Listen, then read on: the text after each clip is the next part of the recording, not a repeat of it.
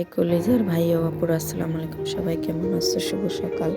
সকাল সকাল আমি যে কাজগুলো করি, তো সকালে আমি বিছনাপত্র গুছিয়ে নিলাম। তারপর আমি সোজা চলে গেলাম বাজারে। বাজারে গিয়ে আমি মাছ টাছ দেখে সবজি মবজি তো কিছু বাজার আমি ওখান থেকে করে নিয়ে আসবো।